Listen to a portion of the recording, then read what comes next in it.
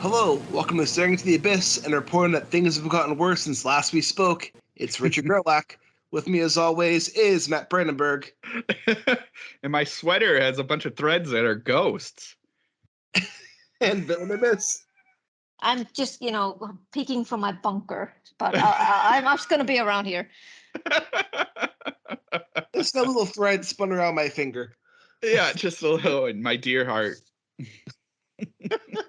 My dear heart. That was honestly one of the best. I love that repeated all the time in this book. Oh, it was great. But what we're going to be discussing today, I will say today is going to be a bit of a different episode because of the state of the world right now. But Yeah. our main topic today is going to be the newest Eric LaRocca book, which the title escapes my mind right now. We were just talking about it. Oh my god! I didn't know it didn't. Did it? It did actually, yeah. Brain fart. We can never leave this place. Never leave this place. Mm-hmm. I knew Playlist is the title, and I'm like, why did I forget the title just now? That's how professional we are. We are professional. But if we can never leave this place for Eric LaRocca, which I read a little bit ago, and we talked about discussing this book today before everything kind of fell apart. So we're going to try to be kind of funny today, and we'll see how it goes. Laugh through the tears. Laughing through the tears. It ain't funny if there's no pain involved. That's what they say, right? Yeah. Mm-hmm. Just what? That's comedy, right? Tragedy in time. Pretty much. Yep. We're not in the time part. We're still in very much tragedy part. We're still in the tragedy part. But, I don't know. I feel like right now we're falling down a mine shaft, and it's going to stop eventually, and we're going to find our way out. It's just a matter of when. Yeah. It's not also just a matter of when. It's just a matter of how, too. Yeah. Yes. Because nothing that I'm sorry that I'm generalizing here, but nothing that the system or the government has been doing in your country has been shit. Yeah. Well, I mean, I think Matt and I can both speak to this, where this is just from my perspective, and if you can disagree if you want to, Matt, I'm not going to kick you off the podcast. If Matt disagrees, I'm going to kick him off the podcast. You son of a bitch. But I think a lot of Americans have become complacent, and It's either complacent or numb. Yeah, well, it's complacent or none. A lot have lost faith in the system. A lot of people who vote I don't know how Iceland works, but America tends to look at our politicians as sports teams. Mm-hmm. And they'll vote blue no matter who or red no matter who. And it doesn't matter what that person's policy is. They just don't like the other team. Or they're raised in a way that their family always votes this way. So they just do the same thing their family does. Yeah. It's a little bit similar here in Iceland. But the difference is that we have 7 parties. Yeah, we have 2. You only have 2. Yeah, we have 7. And we usually have this general hate in regards to one party. It's called the Independence Party, which is a big fat irony because they do not promote a lot of independence. And it's basically the rich party. And they usually will always vote for them, and the rich people will always vote for them, and their children will usually do that too. But it is a little bit changing now. People are now trying to just vote with their gut. Yeah, and one thing with America too that kind of makes some. I don't want to generalize. I'm not going to say makes America unique, but I don't notice this as much in other countries. Is we allow a lot of lobbying and money to be donated to our politicians, and a lot of corporations take advantage of that and give money to politicians, so they end up being bought and owned by corporations, and the things they do are not for the best interest of the country, they're for the best interest of the corporations or the powers in charge. Yeah. I'm not that well when it comes to politics here in Iceland. I'm not sure. I do think it's unethical to do that here. Yeah. I don't think any corporations or anything like that, they are like funneling money to the parties. I don't think so. They might get a little, like maybe just a little donations, but usually they have to seek it themselves, the parties. Yeah, there's a lot of like big donations to our politicians here. Yeah. And so like I think that's a major issue that we have to solve as a country. Mm-hmm. But I also think like a lot of Americans have also just complacent, ignorant, or just like I know a lot of moderates who just thought, yeah, like because when the new justices are being like interviewed under oath, they were like, yeah, Roe v. Wade's the law of the land, and we're going to respect the law of the land. And what just happened? They overturned Roe v. Wade. They also Mm-hmm. they also overturned Miranda v. Arizona, which is about the Miranda rights, which is when Yeah, you're yeah. arrested, the cops read you your Miranda rights. Now they don't have to anymore, depending on the state. Mm-hmm. Uh, so, like, I don't know. I feel people were just complacent and they didn't think these things could change. And now I think this has woken a lot of people up. At least I hope this has woken a lot of people. Yeah, Yeah. I'm saying I hope, because I feel like January 6th should have done something as well too, you know. There's there's a lot of misinformation around January 6th. Oh, yeah. Um, yeah, there's a lot of people who, so like, this is probably going to alienate some of our viewers, maybe. So if you like, I try to respect everyone's opinion. During the Black Lives Matter protests, like back in 2019 or Mhm. like 2020, You mean uh, during George Floyd or? during George Floyd, Right. most of those protests were peaceful. However, the ones that got the coverage in the media were the ones that were like people burning police stations to the fucking ground. Yeah, yeah. The ones that turned into riots, basically, they Yeah, were the most covered. and they were the most covered, but they were like out of all the protests that happened, the ones that got the riots were in the minority. And most of the protests, the majority of them were peaceful. So Yeah, but that's not newsworthy. That's how the media wants it. They want Yeah. chaos. they want like because the chaos gets the views. Yep. So when January 6th happened, a lot of people were like, why are you demonizing us when you were protecting the rioters in the Black Lives Matter protests and saying they are mostly peaceful when we were seeing cities on fire in the news? And it's just like, because most of them were peaceful and very few of them broke out in a riot and they weren't trying to overthrow the motherfucking government. Mm-hmm. But again, like, that's just how I see things. And in reality, like my own worldview is like I want to live in a society where people are treated with respect, given the basic human rights that they deserve to have. And if they're not hurting anybody, like why should the government step in and police other people's bodies and police other people's sexualities and police what other people do in the bedroom, right? Like Mm-hmm. it's your own life. If it makes you happy, fucking go for it, dude. Like I don't care. Like you're not hurting anyone. I'm cool. Mm-hmm. That's honestly like my belief. I mean, I have a lot of other beliefs, but like my whole motto is just don't be a dick to people. Let people live their Yeah. lives. Let people be happy. Yeah. Don't. I kind of want to say like, here you can just come here, but then I was like, I mean, we have problems too. I cannot say like, because all fucking countries have their low points and like weaknesses and stuff, and Iceland definitely has that too. I mean, did you But know what happened in Norway last night or yeah, yes? yeah, I heard it was awful. So like every country has that shit going on. Except It's for not us, because just. I can't say that. I can't really say except for us.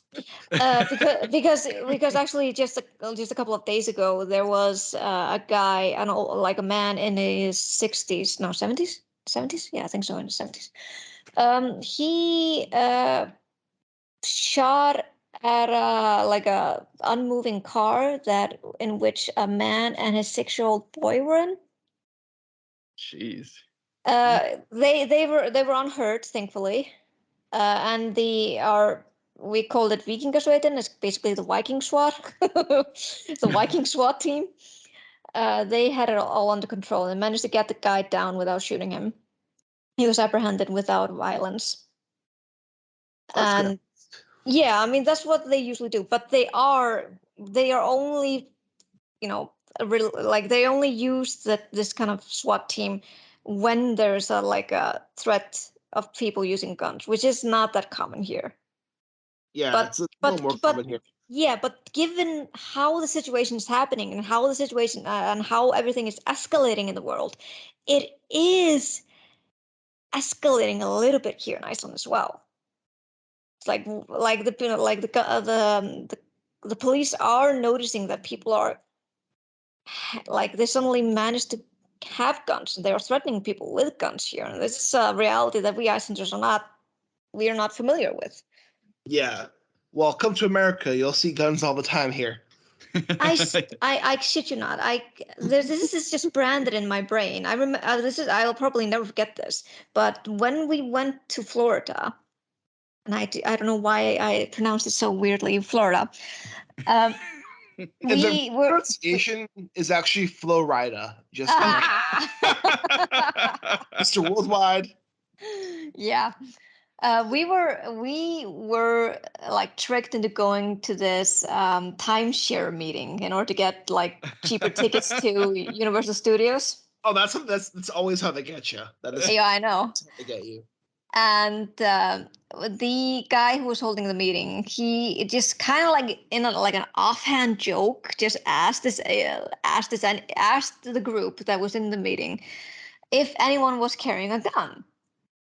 And just one guy sitting right next to us, he just lifts up his shirt and just shows us the handgun just strapped beneath his waistband.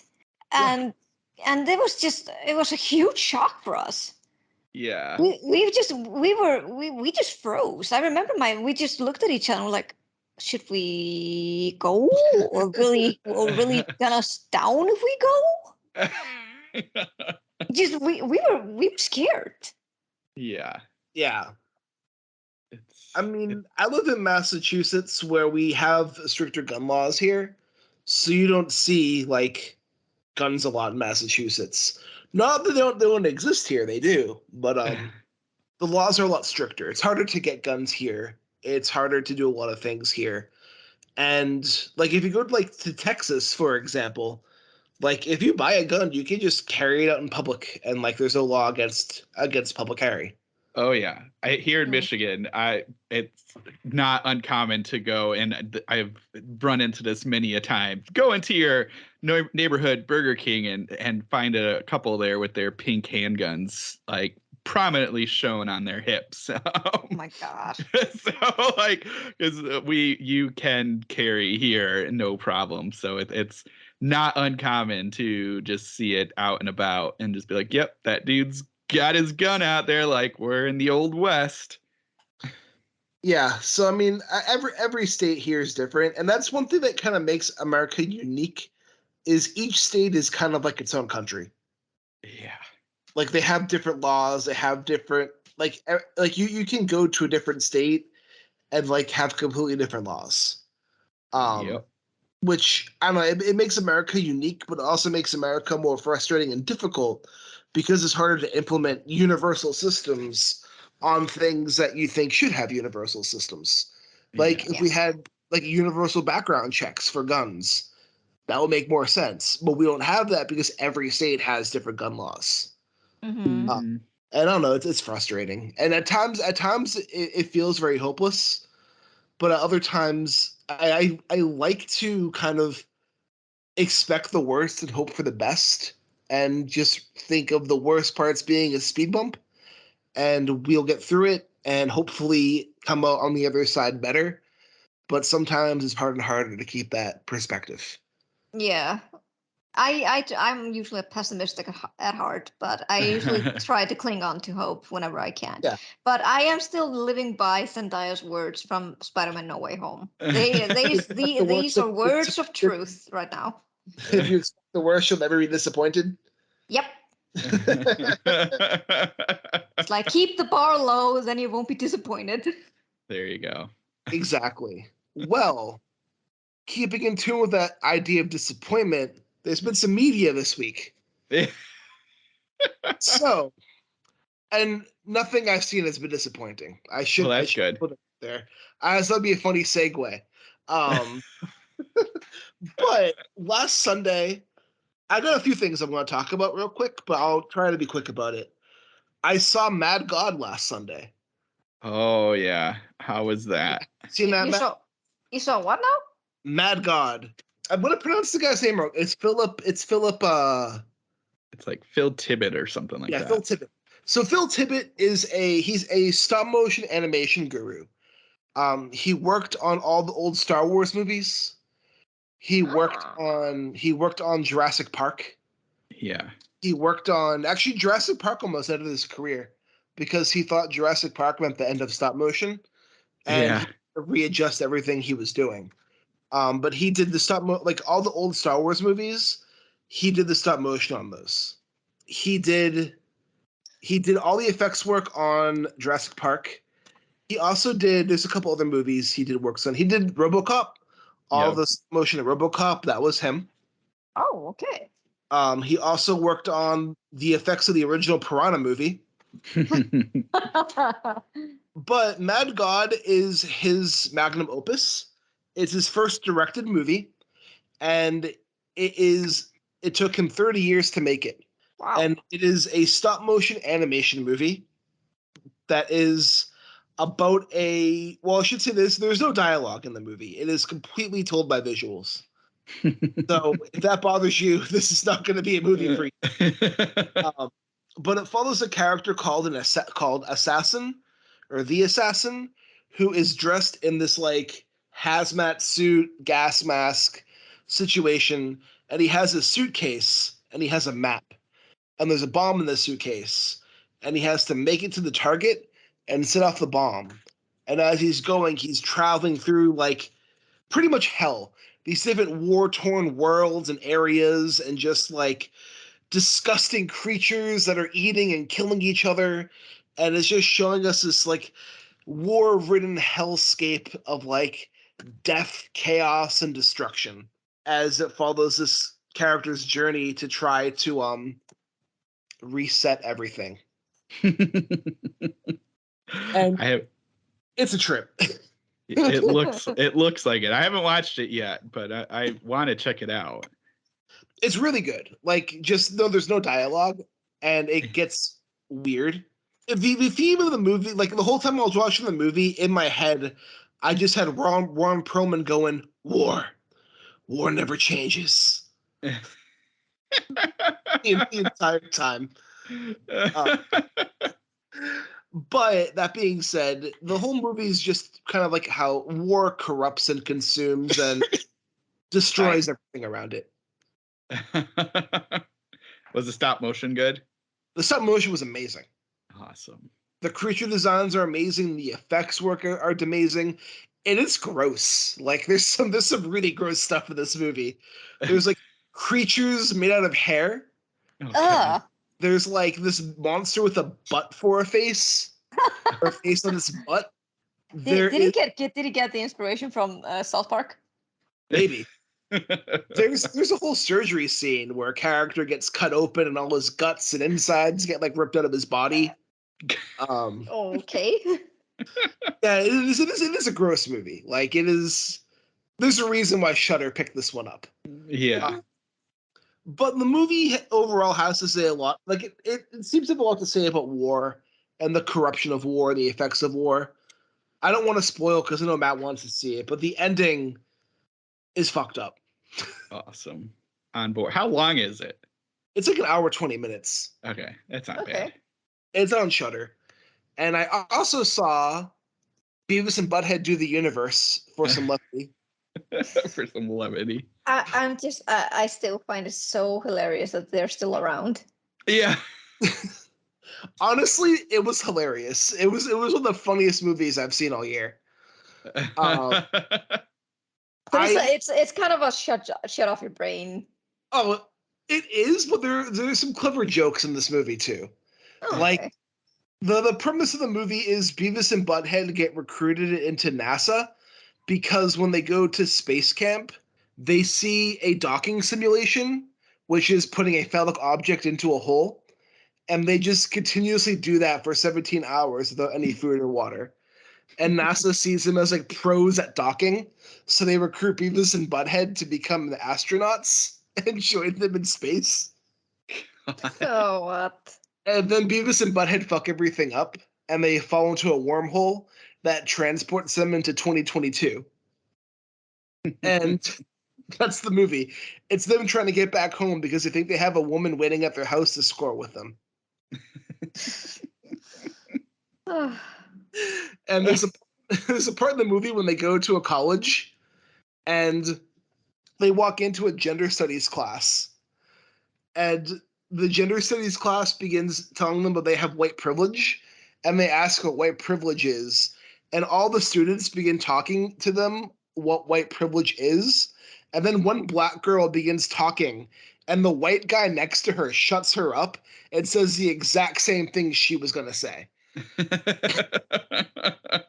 Which is like really fucking funny and really clever and like really kind of like, yeah, I can see it happening in real life actually. But then after learning about white privilege, Beavis and Butthead, the lesson they learn is that they're white men, so they can get away with whatever they want. So they just stealing people's food and causing chaos and just blaming it on white privilege. Oh And then they get arrested because they steal a cop car, and that's a step too far. But yeah, honestly, if you wanted a good laugh, like I thought it was actually really genuinely funny. It's a good turn your brain off laugh, and I'm surprised my judge still can do those voices and write those characters well. Like yeah. so far removed from them because it's been a while since he's done Beavis and Butthead. Right. And then the last movie I saw was The Black Phone. Yes. How was that? Mm-hmm. It was pretty good. Pretty good. I Okay. don't. I'd give it like a B plus between pretty good and great. Okay. Some minor issues, but overall the core of the movie is really good. The two child actors I thought did a great job, and Ethan Hawke steals the fucking show. Every scene he's in, he steals. Amazing. I mean, he is an awesome actor. He is. No, Have you guys seen him in Predestination? That's one of my favorite movies. Yeah, it's super good. It is so good. Yeah, this one's pretty much he plays a child kidnapper and serial killer called the Grabber. And Oh my. the movie's part coming of age. Like in the short story, the short story is just the kid trapped in the basement, and the spirits of dead children call a disconnected phone in the basement to help our main character escape. The movie expands it into a coming of age narrative. So we see the child before he's kidnapped. We see we see the kidnappings of other children to kind of show that there's this mysterious threat happening in the neighborhood. And then it happens to the main character. And then once he's in the basement, he hears the phone ringing, and the spirits of the children this serial killer has killed are talking to our main character and helping him try to overcome, be the one to escape and the one to avenge them. Nice. And there's another subplot with the main character's sister, who keeps on having dreams of a man with black balloons, and they're connected to the serial killer. So she's trying to like find out where her brother is because her brother keeps on appearing in her dreams because she keeps on seeing these things happen in her dreams. And yeah, it's has some really great moments, some really great tension. Yeah. It's one of those movies where the short story it's based on is absolutely a horror story, but the movie feels kind of like it's balancing the line between horror and thriller. Like it feels like they wanted to attract a more mainstream audience, so they didn't go as much into horror as they did in, say, Sinister. Interesting. Okay. So like it kind of walks a horror thriller line where it could be either or depending on your perspective. And it definitely does. It's not as scary as Sinister, because Sinister is fucking scary. Oh But Yeah. yes. it's in that movie that are super fucking unnerving. Oh yeah. Oh Seriously. yeah. I think it's one of the very few movies that I actually screamed out loud. Yeah, this one didn't. It wasn't as bad. It wasn't as scary as Sinister was. Oh, that's a funny choice. Yeah, like I was expecting it to be a bit different than it actually was. Yeah. Which maybe that was my fault for expecting something different in the movie. But Well, just the way it's been advertised and discussed, you would think it was going to go straight horror. So it's kind of interesting that they kind of steered away from that. and one choice I do like in the movie is Ethan Hawke's character. You only see Ethan Hawke's actual face like twice in the movie. Oh, nice. Hmm. The rest of the time he's wearing that mask Huh. that has the upper face plate and the bottom face plate that he kind of changes in and out. But like Well, that's I cool. like it when the mask looks sick. But I like it when actors are cast in movies and they're not afraid to just wear the costume the entire time.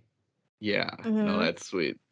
Because like that's one thing I like about the newest Batman movie is you barely see Robert Pattinson's face in the movie. Like he's in the Batman costume like 90% of the fucking movie.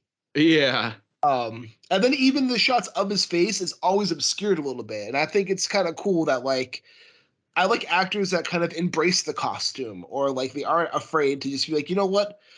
I don't need my face. Like fuck it. I'm gonna like do this thing and I want to do it. Yeah. I can respect that. No, And that's Ethan cool. Hawke's just a great actor. Like he honestly kills every scene he's in. And there's some genuinely unnerving scenes. Like there's one part in the movie where he goes down. This is in the trailer.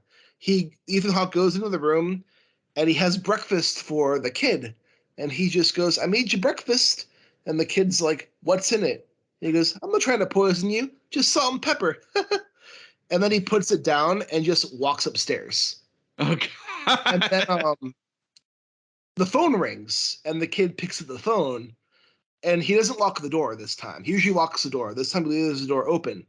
And the phone rings and the kid just goes, "Don't go upstairs. He's waiting for you." And then the camera pans upstairs and he's sitting in a chair with the mask and now like there's an angry face on the mask and he's holding a belt in his hand. And then it Oh, just cuts back down to the basement. And then the kid just is eating the food because he realizes if he goes upstairs, like that's gonna be bad for him, and that means that the food should be good. So the kid just eats the food and then he continues trying to escape, which then makes Ethan Hawke's character frustrated because he's trying to go through his pattern of how he like attacks these kids essentially. yeah. And the ghosts are helping our character not fall into the same traps they did. Oh, that's awesome. Mhm. And yeah, that's about it for me, besides the fact that I have started the new Riley Sager book, The House Across the Lake, which is complete junk food for my brain. It's pretty much The Woman on the Train meets Rare Window meets The Exorcist. That- So, That is a combo. yeah, I was just thinking that. so it is junk. Like I know it's objectively not good, but it's also fun. And sometimes you just want a fun, brainless page turner. Yep. And I think in the state of the world, this is a fun, brainless page turner that needs me right now, or I need right now.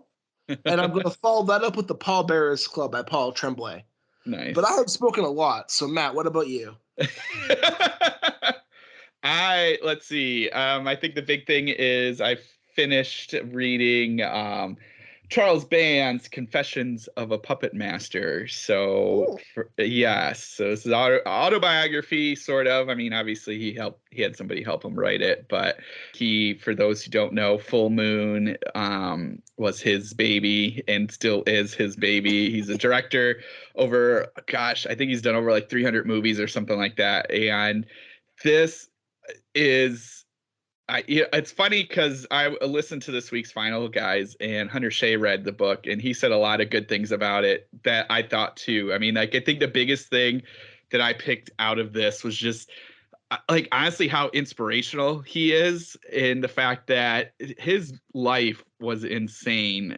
Just he so many crazy things happened to him, but throughout all of it, his motivation or his drive was to make movies no matter what. So he would rough times where he had no money, he owed a bunch of people, you know, he was borrowing money from one person to pay somebody else just to make movies, and he, no matter what was happening, is he was always pushing to make new movies. And he did his, you know, he's gotten multiple divorces. He's talked about that in this book. Just people stealing like all of his older movies and just all these things. But throughout all of it, he was always like, well, I'm just gonna make a new movie. If I need to make it, give me this information today. We'll start making it tomorrow. That was like the big thing he talks about kind of in the beginning, and he's somewhat famous for, is he would go to these festivals to sell, to get money, to make money to make movies. And he would have a really cool poster and a title, but he had no story to the movie. He just had this poster, and somebody would buy the, you know, help pay for this just based on the poster. So he would quickly write a movie about it and then film it. So he kind of did the reverse that most people do. And so like just the ideas would come after the fact, but it was all just how to get the money up front to make one. And so I found that just really interesting and kind of like a cool just idea of just like always working, making sure you can do the thing you love. That was his big thing. He's like, I love making movies, love making these crazy things, so I'm just gonna go for it. And what's interesting too is he doesn't hold back on a lot of his things, like whatever happened to him. Like he talks about he had an affair with Demi Moore, and he talks just about like how he borrowed money basically from like a mobster, and the mobster like firebombed his house because he wasn't paying him back in time. You know, he bought a castle, and he had a castle for a very long time just because, you know, it was available. Yeah, well, and he could. well, and what was crazy is, and it's really funny, is like I guess in Italy, where this castle was, and the way there was an auction, and they were doing this really weird, and I'm saying weird for me, but maybe over in Italy this is common. But it was like this three matches or three candles process where you would light three things, and the first one you would have to describe what the product is or whatever it is. So in this case it was a castle. The second one, I think you start talking about what the bidding process was going to be or something, and then the third one was the bids. And by the time the candle and or match was out, whatever that last bid was would get the castle. Well, Charlie Band had a friend that was running this auction, so they knew so they knew how long these matches would burn, and the friend practiced the whole night before to get the timing just right so that he could buy this castle for like $500,000 or something when everyone thought it was going to go for $4 or $5 million. And so like they like trick the system a little bit. And so it's just like, of course they did. You know, just having the connections, that helps. Oh, seriously. And that was like the other thing you realize is like crazy and cheesy movies that Charles Band makes. He like everybody. I mean, and he talked about all of his old movies, how he had all these new people, like Helen Hunt's first movie, and Bill Maher, and like I said, Demi Moore, and he had I'm drawing a blank, but just so many. It was just so interesting, like going through this and seeing all these connections he had. Like he would eat sushi at this place that Bette Midler, 20-year-old Bette Midler, would eat sushi, and so like they knew each other sort of from there, and just like all this stuff. And you're just like, what is happening? And he tells this really crazy story about oh my goodness, why am I drawing a complete blank on guy from oh my gosh, he's crazy. He was in Ginger Dead Man. That's how I know him from this. But Gary Busey, this crazy story about Gary Busey being hopped up on sugar and like sitting in corners talking to himself. It was just absolutely insane. And so it's a really fun, inspirational book.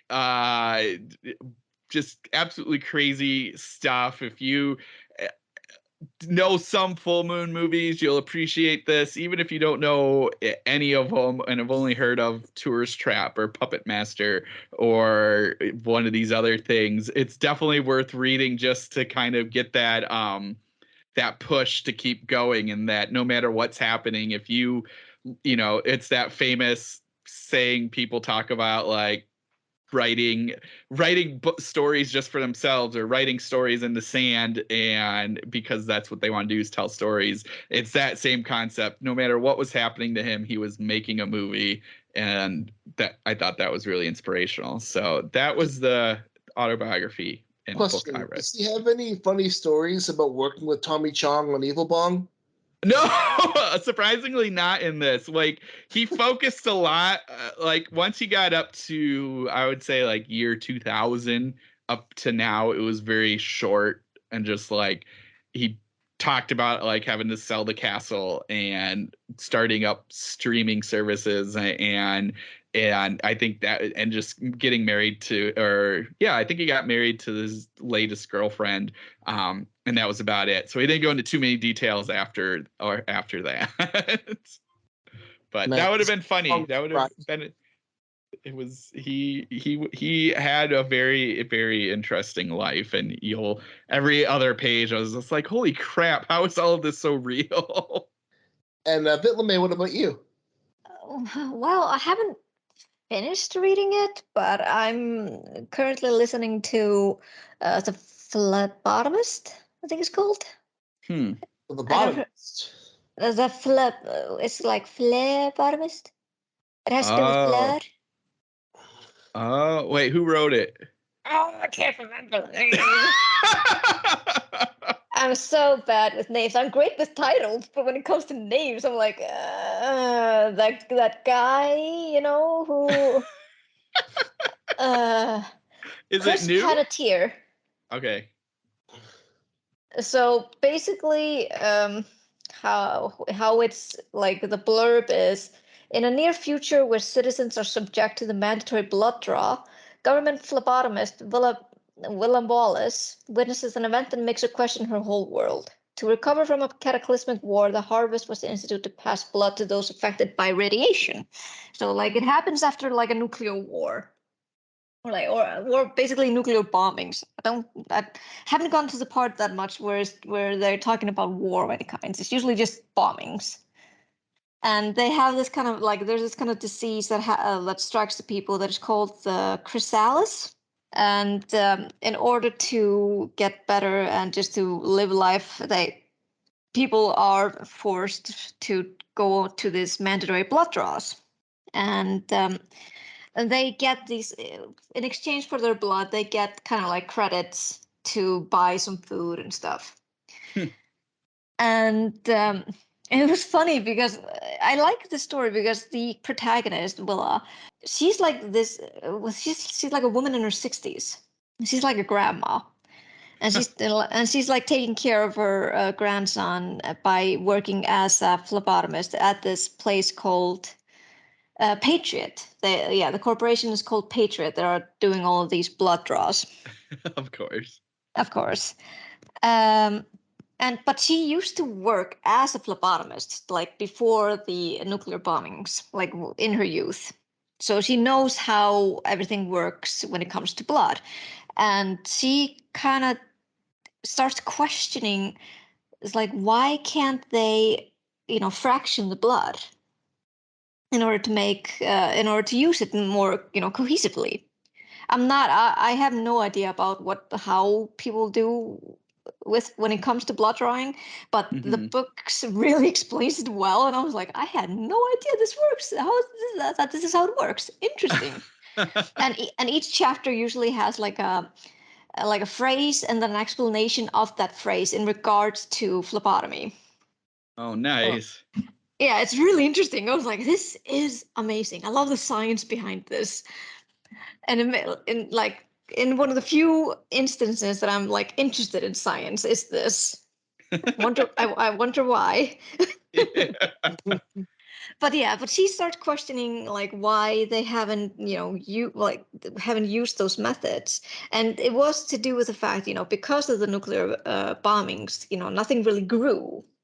Like corn and sugar were the first things that kind of just you couldn't grow anymore because of the radiation, and they had to like resort to kind of substitutes in regards to that. And then one day she sees like a blood packing drone like malfunction and drop from the sky, but she notices that it's empty. Like there are no blood packs that she had personally put in herself, and she was like, where did all the blood packs go? Like they were supposed to be like a lot. And there's like also in the news they get like this daily news of like how many bloods were taken from each district and stuff, and it's classified by blood types.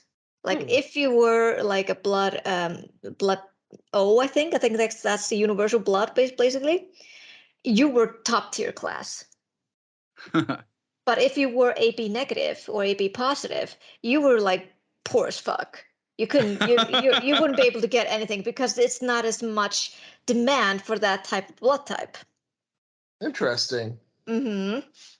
And when she discovers that that little blood pack is empty, she kind of gets a bribe from one of the one of the people that she's working with, like who's like on the upper, like a security department basically. And then she gets another visit from the Patriot department in which she has to like sign a non-disclosure agreement about not telling anyone about the broken drone. And one of the people there, they give her grandson a lollipop, and which is nothing new, because you could get like these kind of things, but it was a kind of like a luxury because she was not where they were living, they were not like top tier class. And when she gets like a small lick from the lollipop, she discovers, because she's that old and she knows how everything was before the nuclear bombings, that this is actually real sugar. Oh. And she's like, wait, how is that possible? There's no sugar. Like all the sugar plants and the plantations, they were gone because of the radiation. Like how did they manage to get sugar? And then she realizes like maybe they always had sugar. And because she's a phlebotomist, she's like, you can use from the sugar, like sodium citrate, I think it's called, or some kind of citrate, to fraction the blood. Oh. Oh. And then she kind of unravels this conspiracy, and she kind of like goes to she's not very smart at that point. She goes to Patriot and tells him about it, like, why do you have this lollipop? Like it's made out of sugar. Yeah. And that's when she discovers, I don't know if I want to spoil it, but as when she was like telling this, I immediately came to the conclusion what was happening, and I just danced in my little shoes. So I was like, yeah, this is a good story. Sounds awesome. Yeah, so not what? The story sounds really cool. It really is. And after she discovers this huge ass plot twist, which I'm not gonna spoil for people who want to read it, she is kind of like joined up by another older like hacker, a woman called the locksmith, and they're trying to bring down the government. Nice. And that's basically where I'm at now. They're kind of like trying to figure out what they're gonna do. So I haven't finished it yet, but I'm really excited to finish it. Yes. That sounds awesome. Yes. Like I love the concept. The concept is really good, and it made me think of in Japan, they usually ask what kind of blood type you are. Yes. Because even in like if you watch like anime or like manga, it'll always list the character's blood type as well. Yeah. And that has something to do with like personality traits. It's basically like the zodiac is for us Westerners. It's for them the blood types. Oh, that's so crazy. Yeah, it is. I remember when I told when I was in Japan, a lot of people would ask me like, "What's your blood type?" And I'm like, "I have no fucking clue. Why should I know that?"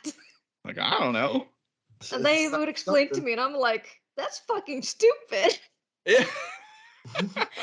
And then they asked me like, "But how do you do yours?" And I'm like, we do this to zodiacs." And they were like, "Do you believe that?" I'm like, and then I remember like, "Oh shit, I usually tend to say that I'm like, oh yeah, I'm a Taurus, blah blah blah." Yeah. And I was like, I'm being a hypocrite, but yeah, that's also fucking stupid. Yeah. Because So I really, what? There's only like 5 blood types, right, or something. I might be way off. yeah, it's O, A, B, and AB. There are 4. Yeah. So like, I don't know. But then it's classified into positive or negative. All right. Well, I guess you get a couple more out of that. Yeah. But it's so funny. I think when I had to do my second exchange program, they told me like one of the requirements was that I had to go and get like a blood test and see what kind of blood type I had. And I was like, why? And then I thought like, okay, wait, maybe it has to do with because I when you get there as an exchange student, you get health like you get like a healthcare there. So it might be because if you get into an accident, you need to know your blood type. So it might be because of that. But the other thing was basically like, why? Just to know my personality, or right? So funny. That's like, I don't know. I was like, at first I was trying to think for us, we'd be like, well, tell us your birthday. But then I guess we sort of know everyone's birthday, so we can kind of guess a little bit. Matt, yeah. Sign. I'm on the cusp or whatever it is. I'm on 2. I don't know if it's cusp. I feel like there's a word for it, but I'm on the side of 2. So I'm not going to tell you. Are you in astronomy now, or no? Or astrology? They use blood type to do personality, but here people use astronomy to determine personality. Yeah. So I was trying to make that as a joke. That's how I was like, your sign. I'm in the middle. I have no idea. I just say I'm a Taurus, and then people who are into astronomy, yes, but what's your rising sign? And I'm like, I have no fucking clue. Like, what? I don't know. Something.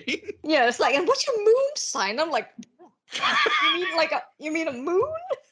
Like full. And then what's your full moon sign and your sun sign and what's your sign? Yeah, it's they just had to complicate it. I loved it when it was just like, oh yeah, I'm a Taurus. Like, oh, that person is such a Sagittarius, you know? Oh, that's such a Leo thing to do. Yeah, I mean, when things were simple, guys. Way back when. Matt, quit being such a Gemini. Come on. Yeah. That is not my cusp. But it's time for us to move into post-apocalyptic mother territory. Yep.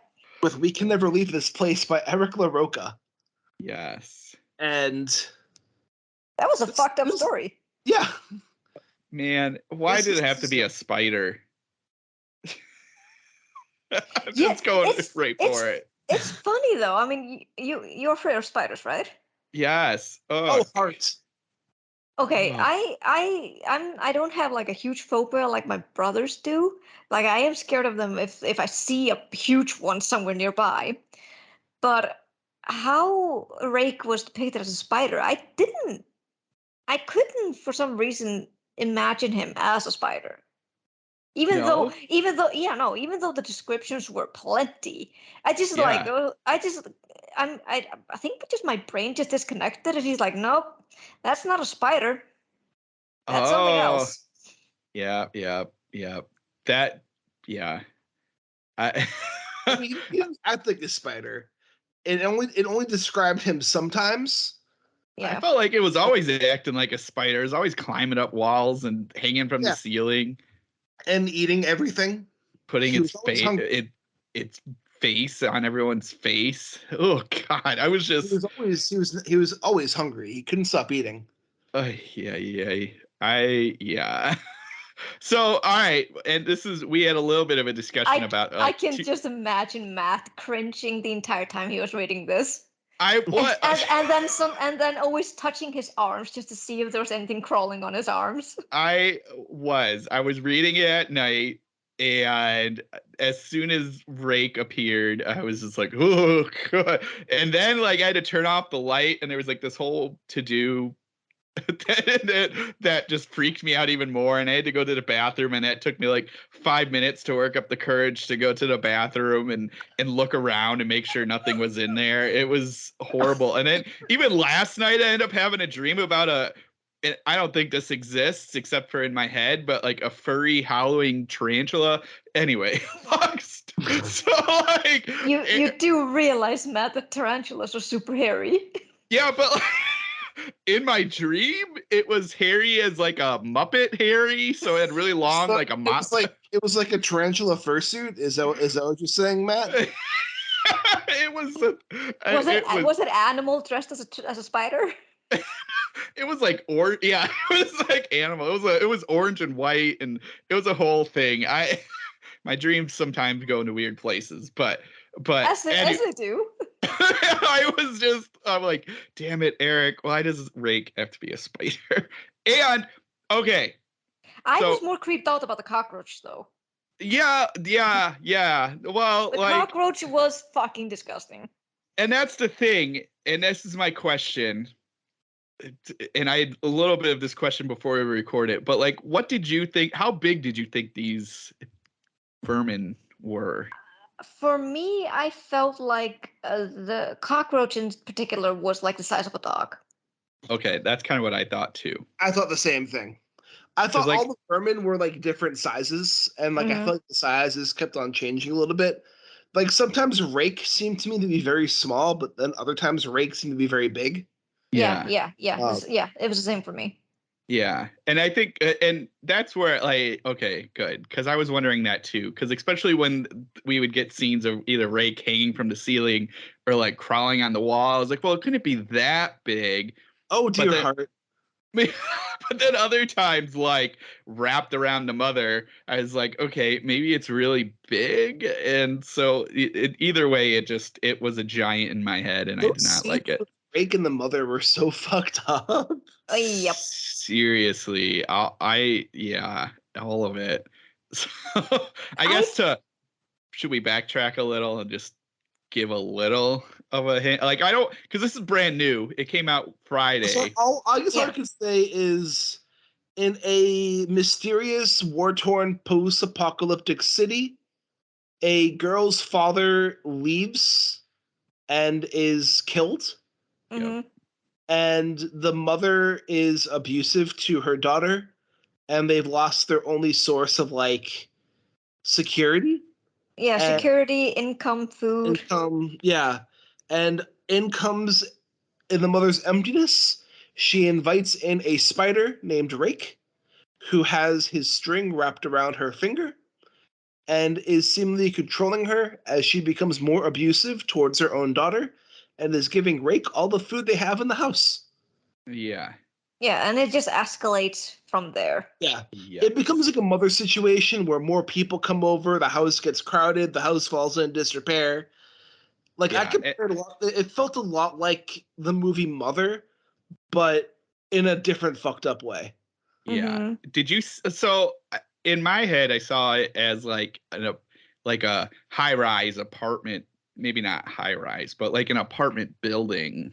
I saw it as an apartment building. Okay, I saw it too, but at the same time, I felt like Eric managed to like distort our vision in regards to the the apartment, because the scenes felt like there were so many hallways, and it felt like it was a huge house in itself. Well, where she goes inside the wall and stuff. Yeah. Like there's so many passageways, and I just kept thinking, like, I'm looking at my apartment, I'm like, I wouldn't be able to do any passageways here. Yeah. Well, and that was like interesting because like they had what Eric did really well was, one, you have no idea where this is based. It could be based anywhere in the world because it's just this kind of war-torn area while things are happening. And my mind immediately went to Ukraine, unfortunately. Actually, mine did too, just because the descriptions of like this, again, it's not really like a high rise, but it's like a like a building that they lived in, and because there was like a giant like sewer like pipe in the bedroom, and like they could see outside once in a while, and it looked like there was other buildings around, but it was all like kind of beat up. And what was interesting in talking about the way he twisted this place is it seemed like it was a hallway outside of their apartment, but then at times it also seemed like it was outside. Like, so I don't know if it was an uncovered hallway. Like it sort of changed. It felt like, because at one point I feel like one of the things jumped out of there and then there was like light. I don't remember. I felt about like all the way through, I just kept thinking of this like really fucked up like fairy tale kind of concept, because you have it's like a dark fable.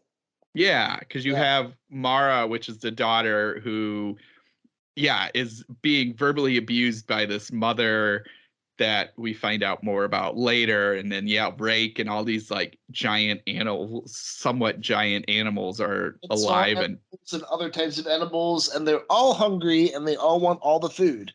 And they're all like rats and cockroaches and lizards and snakes and then spiders.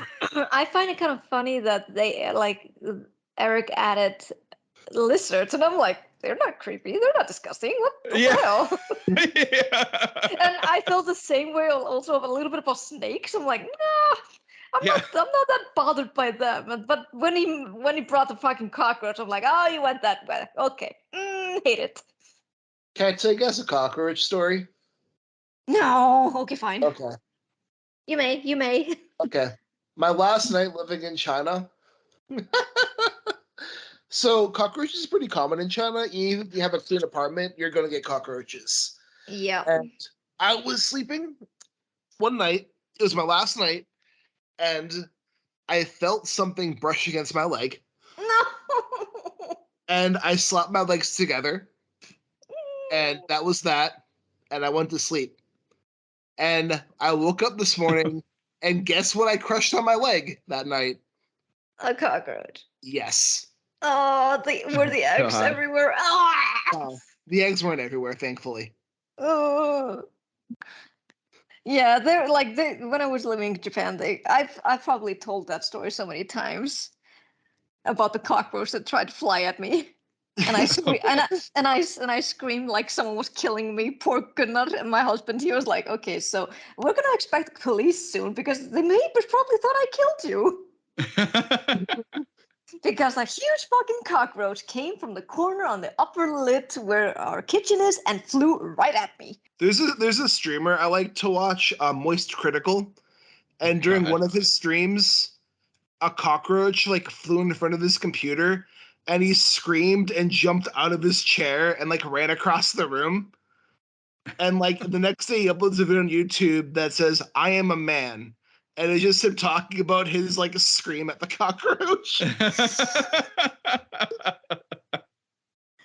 I mean, you're allowed to dislike this and scream all you want. Yes. I mean, don't be afraid of your discomforts. Right? Seriously, I hate cockroaches with like the core of my being. And I'm so happy that they're not common here in Iceland. I used to say they don't exist in Iceland, but some entomologists just came on like on the news this early and like, oh yeah, cockroaches are starting to come here. I'm like, no. Oh god. Not in houses, thankfully, but they are like, I don't know, maybe not. They're prickly little fuckers, aren't they? They can probably do anything. If you won't be able to hear from me next week, it's probably because I've hunkered down in a bunker where no cockroaches can get me.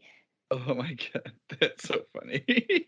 Fucking hate them. I hate them. This is why I can't watch like Men in Black that often, because of the fucking cockroach monster. Hate that monster. You stopped talking about Eric LaRocca's book and just talked about cockroaches. Yeah. If that book can instill that fear in me, then yes, I would understand that. There you go. Yes. Yeah. But yeah, I think it's and well, since we're coming back to the story, I thought it was interesting that, when Mara's mother and her friend Naomi, they would always put like the emphasis on Mara being like a storyteller, Yes. but you don't see any examples of that coming out of her verbally. Yeah, You I mean, you only see it in the events that unfold in the story. Yeah. yes. Well, and it's because I know I don't want to spoil it because I feel like that's part of the Yeah. bigger picture. But I do like too. The dad had the stories about the unicorn and killing of the unicorn because it was the only one that wanted to hurt the unicorn, and like Mara sort of has that story at some point in this. But yeah, yeah. I was thinking that too, and then once I started thinking about this as like a fairy tale, and I was like, oh, okay, I see. Like without spoiling the ending, I didn't fully grasp where it was going to go, but then I sort of realized where it was going to go, or at least appreciate it where it went. To be honest, and I'm not going to spoil the ending, I thought the ending would be a lot darker.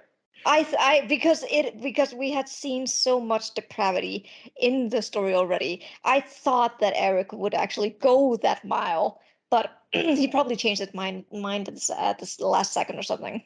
Yeah. I mean, like because if it's supposed to be read as a fable, like we've been discussing, it has to have a little bit of a bittersweet ending. I mean, maybe I don't know. That's tricky. I'm trying to think if yeah, I don't like yeah, I see where you're coming from. I feel like it could have gone darker, but I feel like it sort of was also. It was very fucking dark. Yeah, yeah, yeah. Dark. And it's really in close like connection to the dark, like the original fairy tales. Yeah. Like a lot of the original fairy tales, they are so fucking dark. Yes. Yeah. Yeah. And that's I'm trying to yeah. So I don't know. Yeah, it's I love yeah. Trying to think of what to Did I stop? Yeah, like I think yeah, like yeah. Yeah. I know people will be like, what just happened? Yeah. No, I What? Not short circuited. I broke. My system's broke. No, I think that Computer malfunction.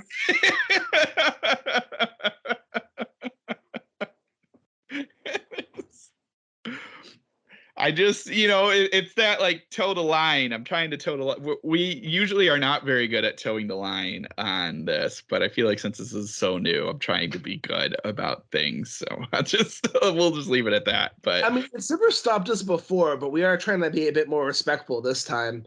yeah, Like we had full spoiler discussions on a book that still isn't even out yet. Like, come on. I know. Very, very true. Mm-hmm. I just think like to go, I guess, into some of the things. The way he did stuff with what was happening in that apartment with our friend the rake. He just this like gross spider kind of taking charge and putting on a show. I it was just so interesting, and the fact too, what I loved that he did making this place just feel gross was that there's always sewage Everywhere. everywhere, and Or you like just the flooding pipe that's like her room is just flooding with sewage. yes, And like she just gets to the bed and just has to wade through sewage. And then And she has to oh my bathe in it. I gotta Yeah. clean. This has to be fixed. And the mom's just like, no, nothing's wrong. And Rake is just like, what's wrong, dear heart? Mm-hmm. Yes. Oh man, and I too love that we never actually leave that apartment, or at least the building specifically. Yeah.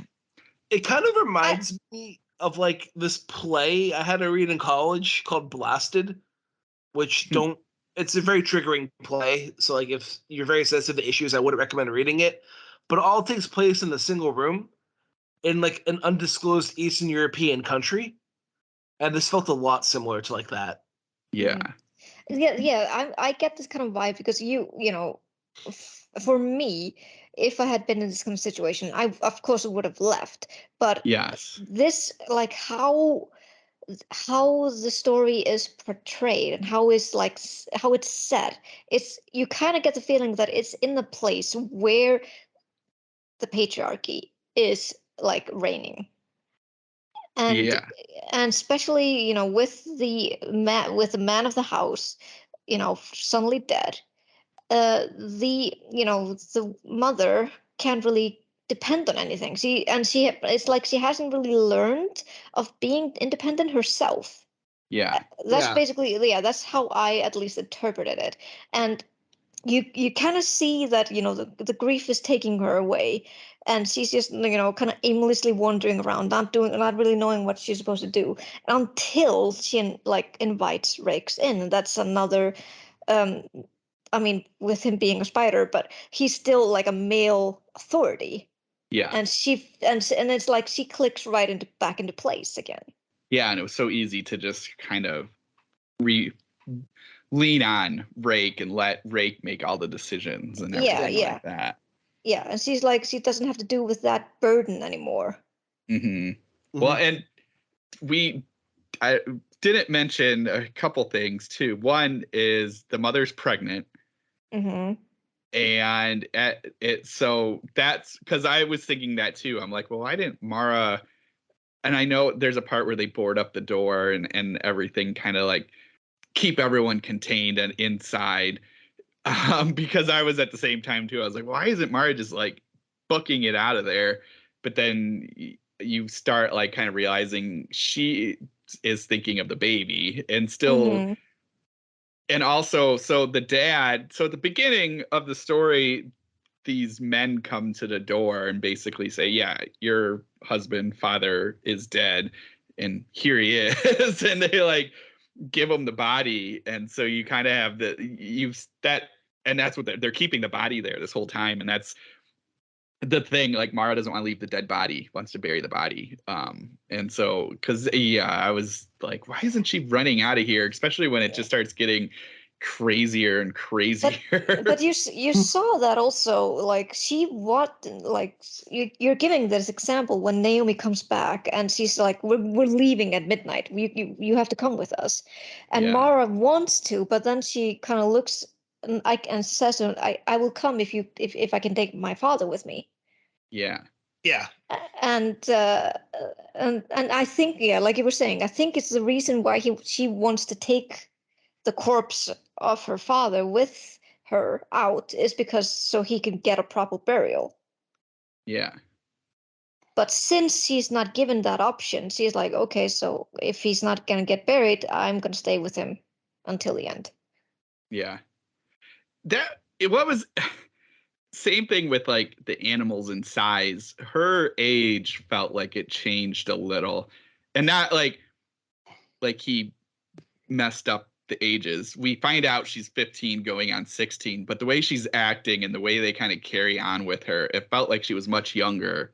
And that was part of the like thought, I think, tying into all of that too, because it was like, if you're 16 and you're in this crazy whatever's happening, we don't even know how long this stuff has been happening. We just know that there's bad news happening out there.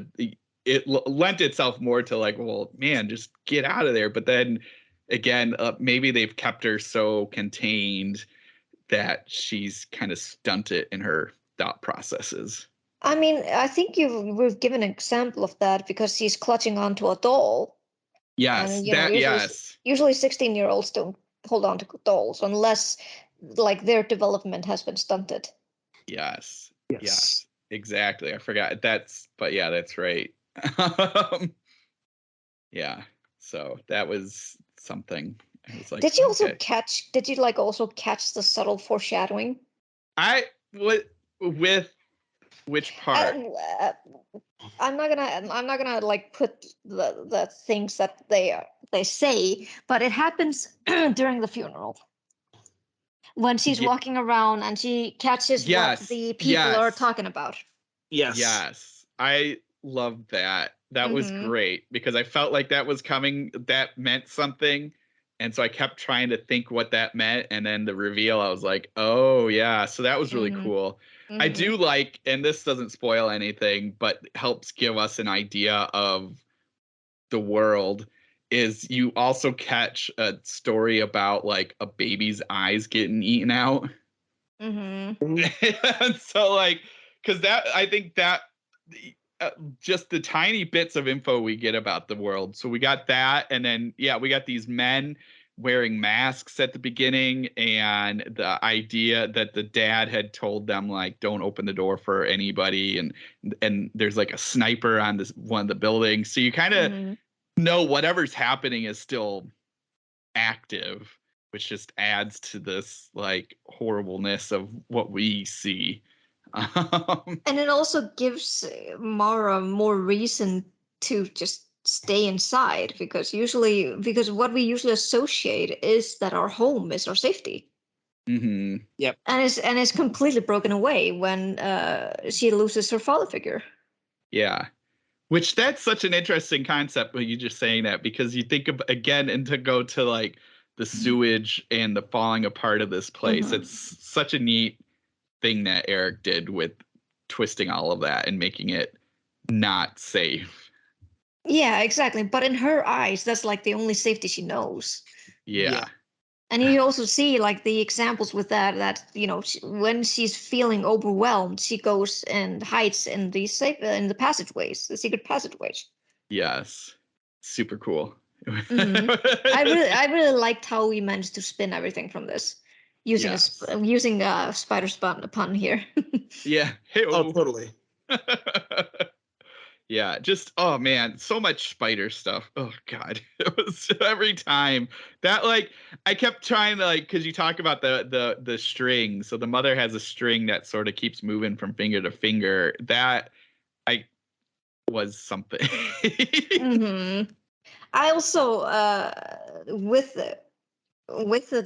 her father's body, like how he managed to do with that was also horrifying. Oh god, yes, because yeah, the body for listeners is still in this room and it's just like laying there. Yeah, just that's basically his resting place at the moment.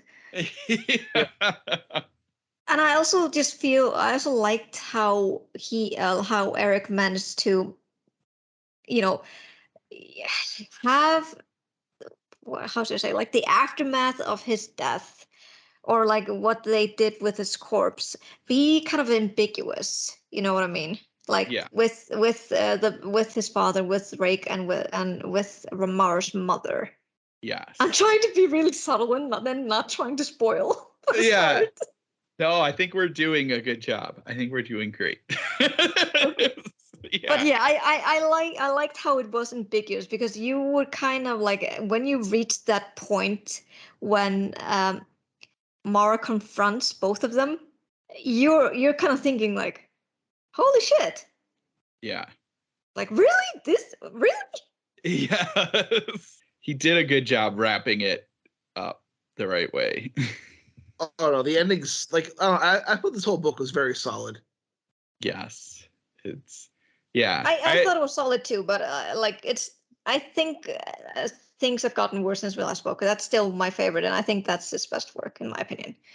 Yeah, I want to read that one. I feel like I've only read this and then every Ghost in the Thread, or every thread it Ghost. I apologize, that title. I got to get wrong, but you know what I'm talking about. Those two are right. And I really like the Ghost one. That was really good. But yeah, at least out of the two, I like this one better. It had just the dark fairy tale-ness of it, the little bit of bizarro of having these talking animals, and just no one really like, I think that's the one thing too, is it didn't seem to bother them that like this was a spider and a lizard and a snake. Like Samuel the snake I'm like is sort of a friend to Mara, and it's just really interesting when you kind of like see all of that. And so I like that he did it. I like this one. Yeah, and I also like the fact that, Samuel said that Rake sent him for Mara. And I just Yes. and I just kept thinking, like, as a companion or as a reminder for his for her little brother, or Yes. Oh, God. Honestly, So- it's a really just dark and wonderful book. it is. And Yeah. I would suggest to our audience, if you pick up a copy, try grabbing it from the Journal Stone instead of going to Amazon, because ordering from Journal Stone directly is fucking great. Yeah. I don't know Yes, if you yes. ordered from them directly or not, but like I legit ordered "We Can Never Leave This Place" back in April, and I got the Nice. paperback back in April. And when Yeah. you order a book from Journal Stone, you also get the Mobies and EPUB files and everything. Yeah. Yeah. I like that. That's the way. And I feel like we've talked about this in the past, but I definitely think that's the way it should go. It's like get the hardcover or get the book, give me the ebook version of it just in case. But I like that they're doing it that way. Oh, totally. Well, I highly recommend checking this out. I loved it. Matt liked it. Oh, I loved it, except for the giant spiders. May liked it. Yeah. And I mean, not liked it. I really liked it. so it's a C. I'm joking. No. It's an A minus for me. A minus. It's a definitely read it. People need to read it, talk about it. Since it's so new, maybe wait a week to spoil it, people, because I think the ending is pretty powerful and helps. So yeah, no, it's a great book, and we're gonna have Eric coming on in the future to discuss the book with us as well. So we'll be getting a bit deeper into spoilers when we revisit it with Eric. nice. Yes, I can't wait. Same here. And Vitlame, where can our listeners get in touch with you? They can get in touch with me on Twitter at VitameS. And Matt. I am also on Twitter at BrandonbergDM. Make sure to tweet him gifs of spiders. He's gonna really like that. Oh God. And you can follow me on Twitter at Rudy53088, and make sure to follow the Abyss with @IntoStaring. And just give us some reviews, likes, comments on the different platforms we're streaming on, because they help us spread the Abyss around until it consumes all. And this is Richard Gerlach saying, keep staring.